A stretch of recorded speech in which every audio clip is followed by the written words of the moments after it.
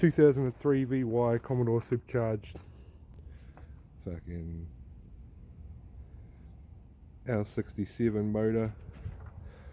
Doing a service on it. I need a 5mm Allen key to undo the supercharger fill and drain plug. I used a screwy and a measuring cup to see how much fluid came out. I got 200 mils out, and they say it takes 1.5 bottles of supercharged oil.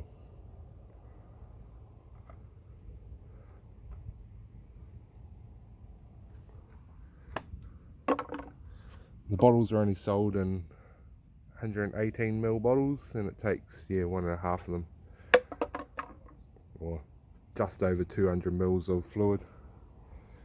But you go drain it and fill it out of all the same hole. Hope that helps anyone that's looking. Only place I could find it for sale in New Zealand was jetskijunk.co.nz, $29 a bottle. Same as what GM specifies as for their supercharger oil.